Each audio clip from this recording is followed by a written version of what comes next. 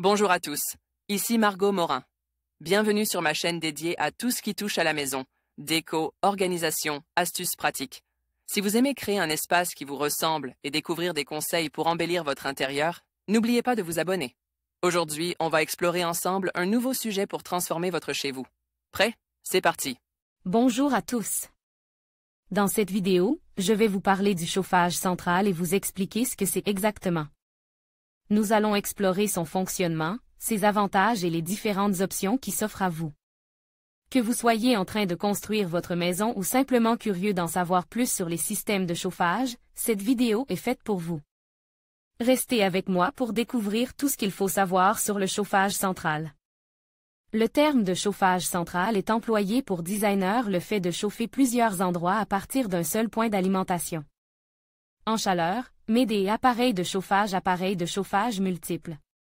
Le local dans lequel est placé le point d'alimentation peut, ou non, également être chauffe. La chaleur est véhiculée par un fluide caloporteur à travers des tuyaux et jusqu'à des radiateurs, ou par de l'air chaud qui circule dans des gaines. Un chauffage central se distingue de systèmes de chauffage ponctuels, comme les pôles à bois, ou des radiateurs électriques individuels. Utilisation du chauffage central. Pour une maison individuelle, cela signifie qu'un seul générateur d'énergie chauffe plusieurs pièces par l'intermédiaire de radiateurs repartis dans chacune d'entre elles. Il s'agit alors d'un système de chauffage individuel. Les réseaux de chaleur urbains correspondent à des systèmes de chauffage centralisés. La chaleur produite par une chaudière est transmise le long de canalisations qui véhiculent un fluide caloporteur à une température entre 60 et 300 degrés, c'est selon que l'on parle de chaleur à destination de chauffage résidentiel ou d'usage industriel. Dans la métropole bordelaise, plusieurs quartiers sont ainsi alimentés en chaleur. CAB, un splash dans le cas d'un immeuble, c'est la totalité des appartements qui est concernée. On parle aussi de chauffage collectif. Une ou plusieurs chaudières à bois, charbon de bois, terre, gaz naturel ou butane, propane ou fioul sont alors installés, dans une chaufferie. Leur régulation est centralisée, mais il reste possible de réguler les radiateurs grâce à des robinets thermostatiques. On parle également de chauffage central pour un système qui régit une ville ou un quartier, même si d'autres termes sont aussi employés.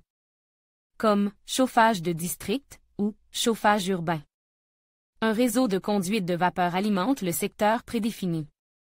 À cette échelle, on ne parle plus de chaudière ou de chaufferie, mais d'échangeurs de chaleur.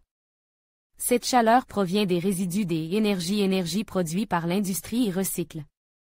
Ainsi Copenhague, capitale du Danemark, est intégralement chauffée par un tel réseau de chaleur urbain. Des solutions renouvelables. Aujourd'hui, des sources des énergies renouvelables peuvent assurer tout ou partie d'une production de chaleur centrale.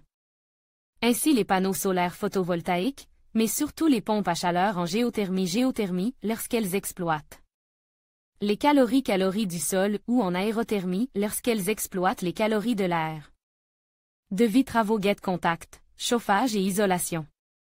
En conclusion, le chauffage central est un système essentiel pour assurer le confort thermique de nos habitations. En distribuant la chaleur de manière uniforme, il permet non seulement de réguler la température, mais aussi de réaliser des économies d'énergie. Que ce soit par le biais de chaudières à gaz, de pompes à chaleur ou de systèmes à biomasse, il existe de nombreuses solutions adaptées à chaque besoin. En choisissant le bon système, vous pouvez améliorer votre confort tout en contribuant à la préservation de l'environnement. Merci d'avoir regardé cette vidéo et à bientôt pour d'autres sujets passionnants.